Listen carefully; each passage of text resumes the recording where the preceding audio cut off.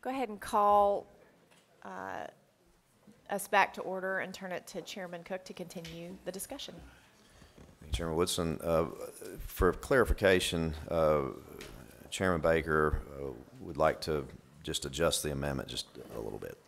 Yeah, after some discussion here, I'd like to make a clarification there. I'd like to have of course, the 7 archery tags and the 7 gun tags and the 1 auction tag, 1 youth tag. But I want of course, have archery season first for 7 days, and then have the youth hunt be the next 7 days, and then add the auction tag in with the regular 7 gun tags, being that he gets drawn to be able to hunt in all the 7 areas along with everybody else instead of having a priority. I don't want us to get into a guy that pays the most gets to pick out where he gets to go just because he's got more money than the next average hunter. I don't want to put the commission in that position. Thank you, Commissioner Baker. Cheryl, do we need to, is it okay to move forward now? Great, okay, thank you. So that completes all the discussions on Proclamation 1703. Is there any other discussion from the committee about that proclamation? Kind of just from a parliamentary inquiry, so Commissioner Baker just clarified his original intent, or does there need to be further action from the committee to correct the original amendment? But I just want to make sure from a parliamentary perspective, what's going to full commission is his clarification, and are you comfortable with that? Well, it wouldn't hurt to go in, make sure, find out if anybody needs to vote again. You know what I mean? Does anybody feel differently based on this? Would it be appropriate without an objection, and if a member wanted to object, otherwise it will go as Commissioner Baker has clarified? I just want to make sure that we don't have confusion tomorrow. Is that? So does anyone have any discussion about Commissioner Baker's clarification? I've got a question. I kind of sort of disagree with the premise that we'd be setting that up, you know. But are you saying that he can hunt in any area, or does he have to be selected for one of the areas to hunt? He can hunt in any of the 7 areas when the regular gun hunters hunt. What if he wanted to bow hunt? Could he hunt in any of the areas where the bow hunters will hunt? Yes, if that's his priority, I'd be open to that. But I don't want to give him. I don't see how that. I don't see how that's an issue. I don't. You know, he's paying that money for it to finance. I'm concerned that if we're using that money for really good things, and I'm concerned that if we don't do something a little different, that's. But you know, I'll go along. I mean, I don't have I just different opinion. I hope next year that we'll be able to have a lottery, so it's going to be fine and it won't make any difference. So. I agree. I think the lottery is going to make a whole lot more money than auctioning the tag off in. That's my hope as well. And okay, is there any? So everyone on the committee approves with the clarification? Okay. Oh. I'm sorry, I didn't. You say now that originally, as I understood, the young sportsman and the auction tag would have a week where they would both be able to choose hunt anywhere. Has that changed now? Yes, sir. Yes, sir. We're making that. You'll have a full week of bow hunting. Then the next week will be the youth hunt. The kids draw the youth hunt. Okay. And the next week will be the all gun hunt. Okay, and so there's a total of 7 tags yet, which includes the auction. No, there's 8 tags. 8 tags. And the person that got the auction tag can hunt in any of the 7 zones. Yes, sir. With another hunter in the zone. Yes. What do we have? 600,000 maybe? Yeah, all right. Just clarifying how that goes.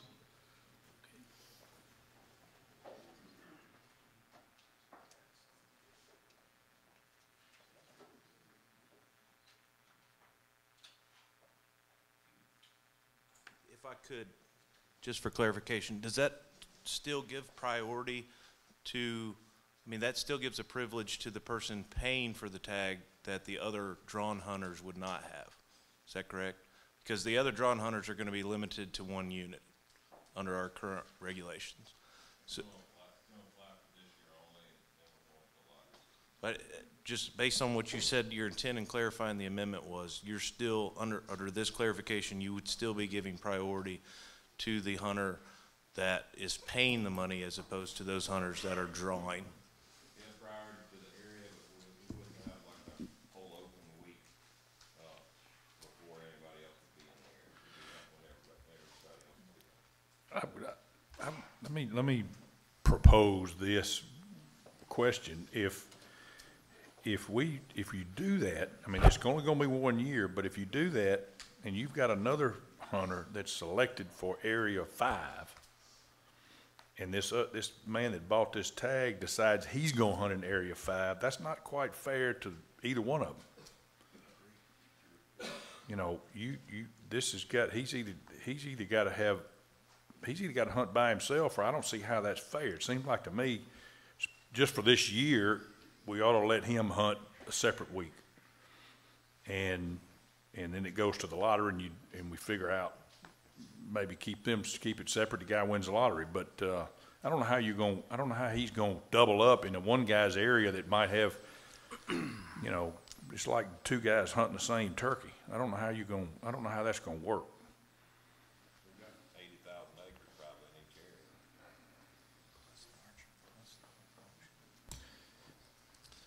We can discuss this further with the full commission then tomorrow.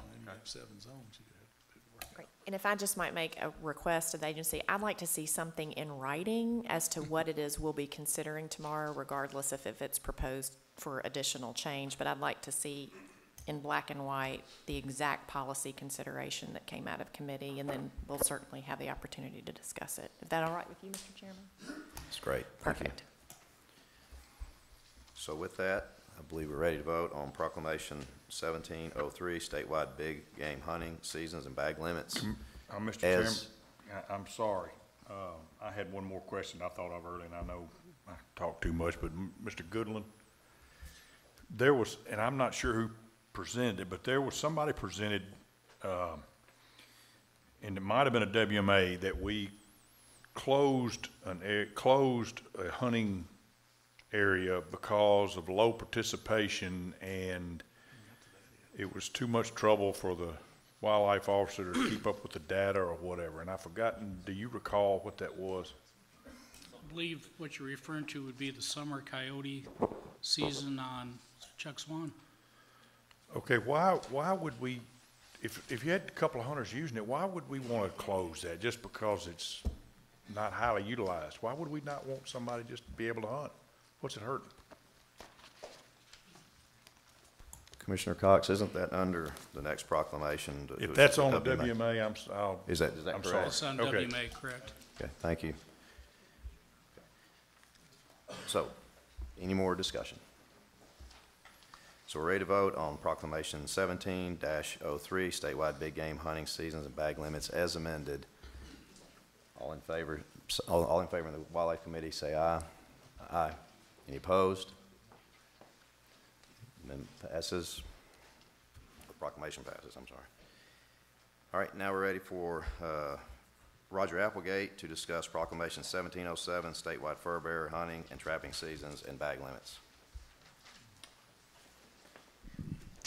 Thank you.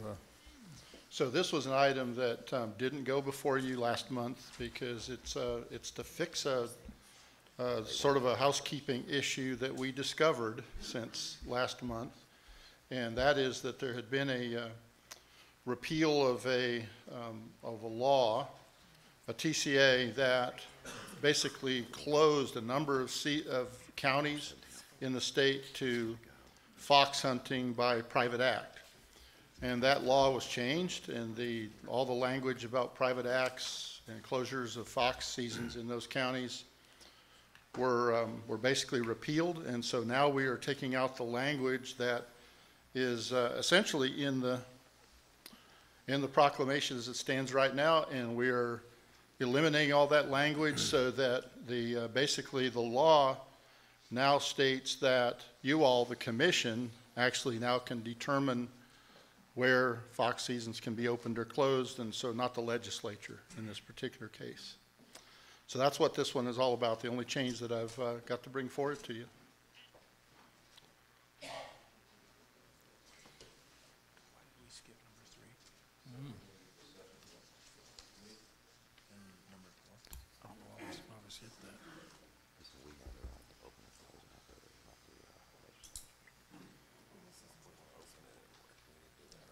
No, I think this is, you ask, clarify, ask. Can you clarify that? Is fox season open now? It will now be open in every county in the state Good, thank you. until such time as you all choose to modify that. Okay, thank you. Just want to make sure. Yeah. Sorry I didn't say that quite as clearly. But. Commissioner Holbert? Mr. Chairman, I move for passage of Proclamation 1707. That's motion a second. Any discussion amongst the committee? Any discussion from the public? I think we're ready to vote. All in favor of Proclamation 1707, statewide fur-bearer hunting and trapping seasons and bag limits, say aye. Aye. Any opposed? None. Thank you. So next will be Joy Sweeney, Proclamation 1705 for wildlife management areas, public hunting, refuges, and hunting seasons, miscellaneous regulations.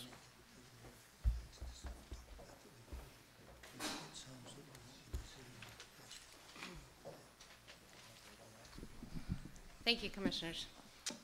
So, today I am going to bring before you the recommended changes for the proclamation regarding wildlife management areas, public hunting areas, and refuges. Last commission meeting, we went into detail regarding each recommendation and did justification for each. In the interest of brevity, I'm going to run through those again, but without justifications.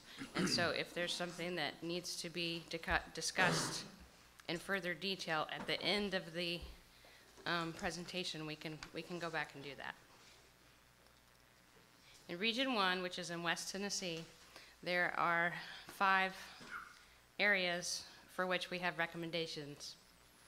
On Horns Bluff Refuge, we recommend that on the young sportsman deer hunt, we allow the use of firearms.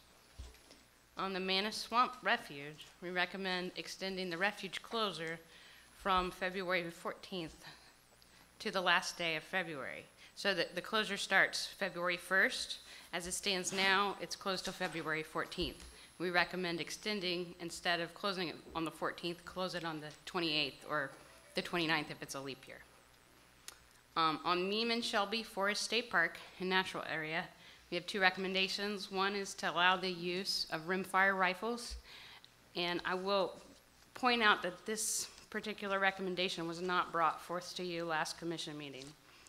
There's been some work with the state park, and so we have this new for you today. Also, we recommend allowing the take of wild hogs during deer season by licensed deer hunters. In Region 1, still in Region 1, on the Obion River WMA and the Manus Swamp Hunting Unit, we recommend that the waterfowl hunting now be allocated by a handheld draw. On the Buffalo Ridge Refuge, we recommend having these particular hunts. This area was instituted in the middle of the year and was not included in our season setting. So now we just want to put this in the proclamation. And they would have dove and deer hunts for warriors, squirrel and deer youth hunts, and becoming an outdoor woman deer hunt. In Region 2 in Middle Tennessee, there's 3 areas for which we have recommendations. On Old Hickory WMA, we recommend changing the 1-day youth adult dove hunt on Barton's Creek to a youth-only hunt. And on Laurel Hill WMA, we recommend changing the bag limit of the December 1st through 3rd deer gun hunt quota hunt from antlered only to either sex. On the AEDC WMA, we recommend combining units into one category and adjusting hunting season regulations to accommodate the unit merge. We also recommend adding turkey hunting to the deer archery zone so that it becomes a deer turkey archery zone. And all these recommendations are developed in cooperation with the landowner, which is the U.S. Air Force, and they use that area there for military training. In Region 3 on the Cumberland Plateau, moving further east in the state, we have 6 areas for which there are recommendations. On the Anderson Pond public hunting area, we recommend limiting the deer hunting to archery equipment only. On the Watts Bar WMA in the Thief Neck Island unit, we recommend opening small game hunting on Monday through Thursday during the deer season. At the Edgar Evans State Park, we recommend adding an archery deer quota hunt with a bag limit of 2 deer, where the first deer must be antlered. On the Enterprise South Nature Park, we recommend adding a Hunts for Warriors deer quota hunt and also allowing the take of coyotes during this hunt. On the Oak Ridge WMA, we recommend changing a portion of the either sex deer quota permits to antlerless only and increase the bag limit from 2 to 3 deer.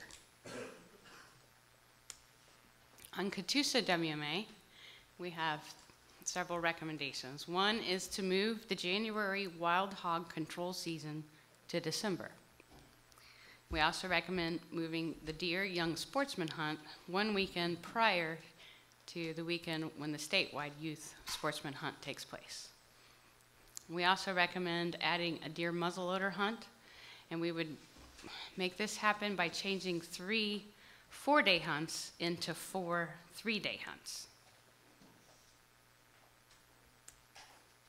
In Region 4 in East Tennessee, we have 2 areas for which we have recommendations. On Chuck Swan WMA, we recommend allowing the use of bicycles on the main forest road. We also recommend closing the summer centerfire coyote season. On the Lick Creek Bottoms WMA, we recommend restricting the usage of waterfowl units by non-hunters prior to the opening of waterfowl hunts. We also recommend closing the goose season 5 days before the opening of the youth waterfowl season. And that concludes all the recommendations for the WMA proclamation. Thank you, Joy. Are there any discussion amongst the committee? Commissioner Baker? Go back to Lick Creek, please.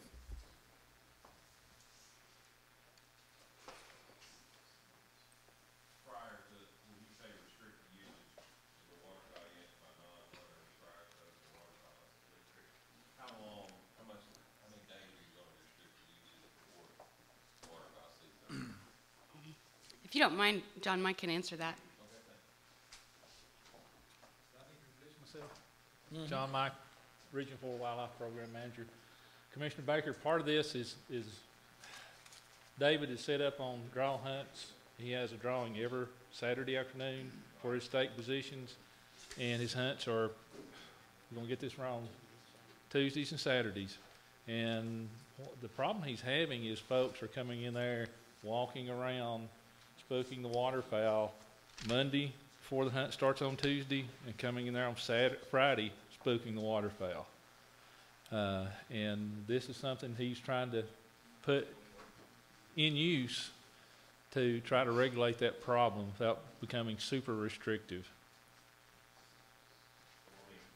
We ought to put some days in there, how many days before waterfowl season opens or something, through waterfowl season. I mean, you can't restrict it for the whole year. It's not, what he's talking about is, I guess, Let's get a little more clarification. okay, because what he's getting at prior to opening of waterfowl hunts, it's in the hunting guide. His hunts are very specific.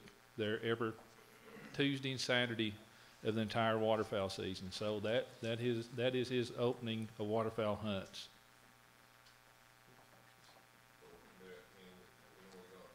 How many days before are we going to restrict waterfowl? Okay. That's what I'm saying. We need a little clarification. We just restrict it today till now.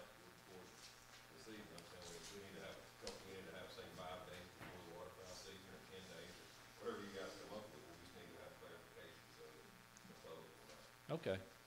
John, if I'm understanding, did you say he has designated days He of has Tuesday designated and days. Fridays that are the designated hunts? So Tuesdays and Saturdays. that is the waterfowl hunts that we're talking Yes, about? sir.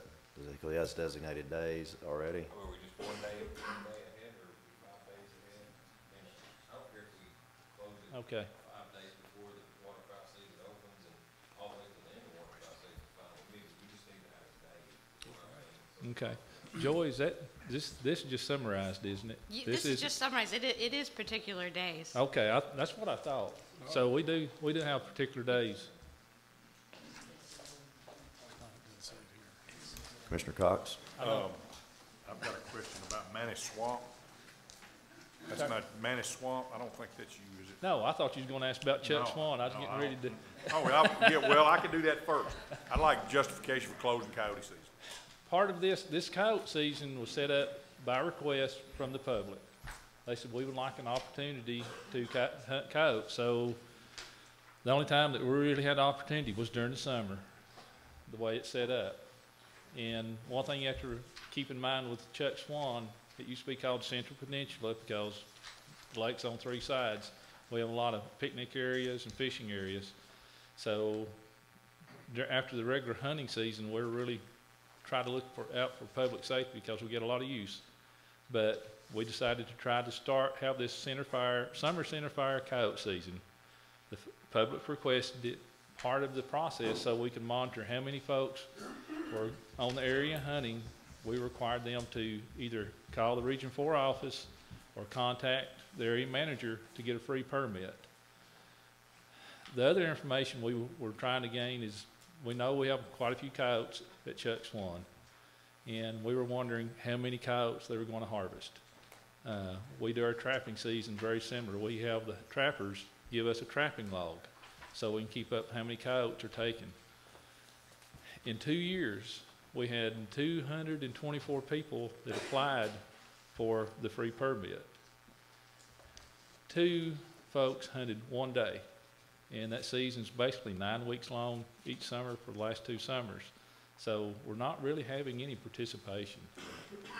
So it's one of those, it's there, but since nobody's hunting it, do we need to get rid of it and try to figure out another angle of approach? I just don't see the harm in leaving it open. If it's not bothering anybody, somebody might decide they would like to go try. I understand.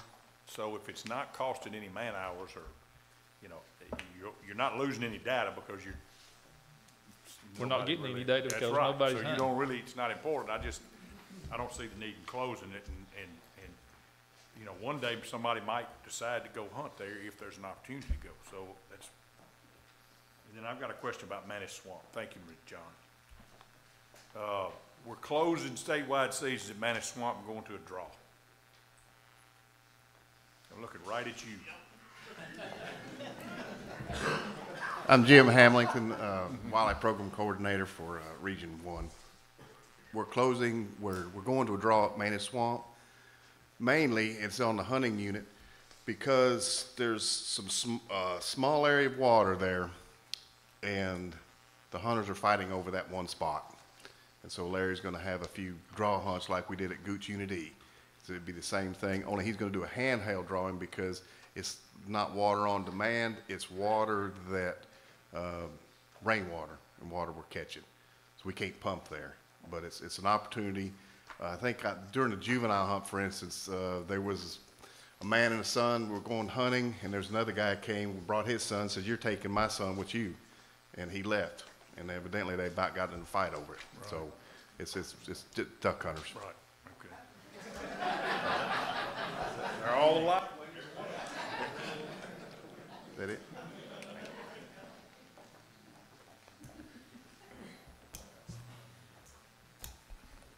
Mr. Cox, do you have? Yeah, I have an amendment. I would like to amend proclamation. I don't know whether we've even got it on the floor yet, have we? Yeah. Do we have to get a motion first? All right. I'm gonna move approval of proclamation 1705. Was there any other discussion on any other parts of that? Was that turkey hunting on AEDC for spring or fall? Both for you. Okay, so, I'm sorry, Commissioner Cox, what was that? We're on the floor. I'm gonna amend it in 1705 to not close or to allow the coyote hunt to continue on Chuck Swan.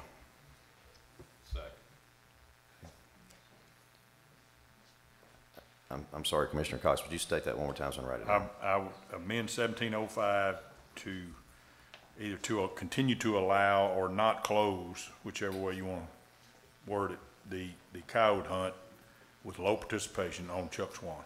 Okay. And we have a second. Any discussion on that from the committee? Any discussion from the public? Mr. Swan? I presume you'll vote on the amendment before you vote on the actual proclamation, right? Yes, that's Okay, what we're well, doing I now. have a comment after the vote on the amendment. Thank you. So any discussion from the audience? So the amendment that we are voting on now is to allow coyote hunting to continue at Chuck Swan WMA. So on the committee, all in favor, say aye. Aye. Any opposed? No, the amendment passes. And now we'll move to Proclamation 1705, Wildlife Management Areas, Public Hunting Areas, and Refuge Hunting Season Miscellaneous Regulations as amended. Any discussion on that? Commissioner Swan. Yes, Joy, it's my understanding that all the young sportsman's hunts that have to be drawn for or do not coincide with the regular season, with the exception of Chuck Swan, are bonus deer. Is that correct? That's correct. Okay. In talking with Region 4, and they don't have a problem if they make the young sportsman hunt at Chuck Swan a bonus deer for the young hunters also. So anyway, I just wanted to put that in, and if it's not made as an amendment today, I'll offer it tomorrow. Thank you, Commissioner Swan. Any more discussion from the, I just got one question. I was looking over your list of items here. I've got some constituent coon hunters here that was wanting to speak, and I didn't know when you wanted that to happen. They drove down here from East Tennessee, and I didn't know if they could borrow a minute of your time. I thought it would have been in hunting seasons. This one right here, 1705.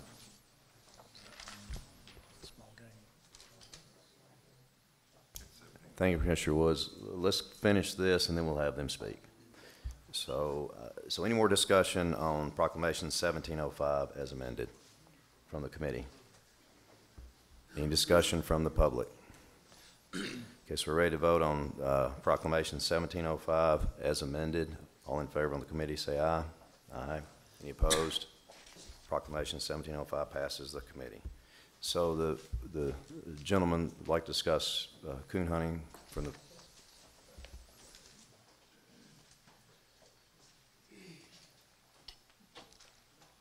appreciate Mr. Woods recognized me. I didn't know when to speak, because we may have voted on it, but it passed by. But I'm here to represent the Tennessee Sporting Dog Alliance. Sir, could you give us your name, please? It's Philip King. I'm from Sphere County, Tennessee. Thank you. And I serve on the county commission with Mr. Woods back at home. So let me say the TWRA first. I meant to say this. Back in the fires that we had back last year, they did a wonderful job to come in and support us and help us during that time. I know not only with wildlife, but whatever was needed. But I'm here to speak on the coon hunting thing. We have a local coon club, one of the best ones to me in the state, is the oldest one.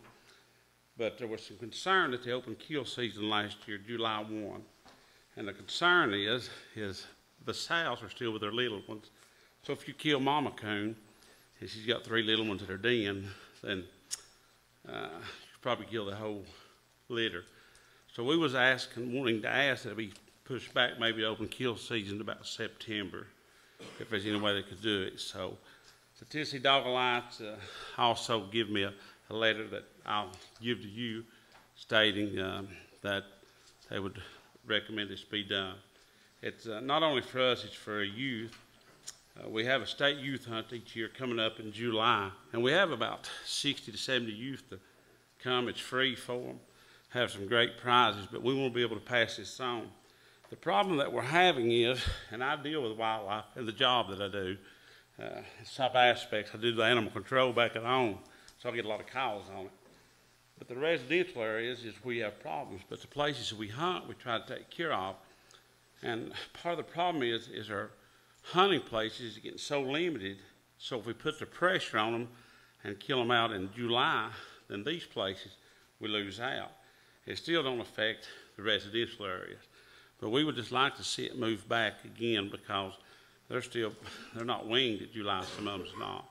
So that's the reason I was wanting to come down and ask on behalf of them, and I appreciate your time and consideration into this matter. Thank you, Mr. King. Are you seeing many people hunting in July, or are they? You know, it's the field trial hunters, and here's the way I also look at it is they can hunt year-round training, but even if you go from September to the end of February, that's 6 months long that you've had a kill season. That's half the year.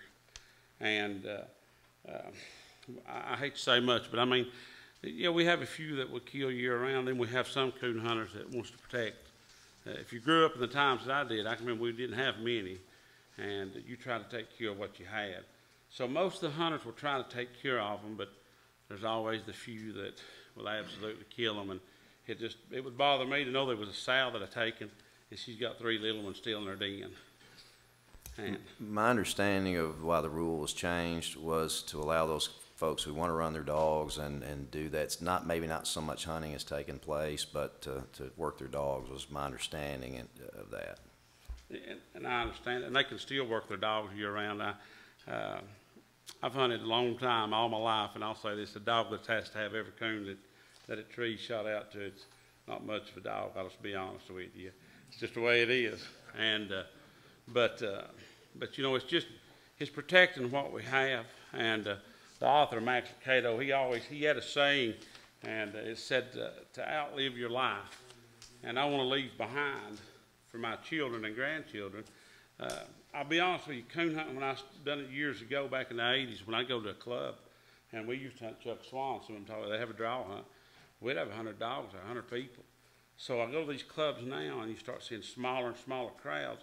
That's one thing that I appreciate about Kodak, where Kent lives, and that coon club, he represents that district, is they really participate with the youth. We had Gene Parker of TWRA come over and teach a YEP class, which is a youth educational program. And we try to do that each year to teach them about the rights and try to teach them about property rights with hunters. So it's something we're trying to, hey, look, let's help manage this thing. Take care of what you got so you can have it. If you shoot that coon out, you're not going to run him again. Well, thank you for that. Thank you. Thank you, Mr. King.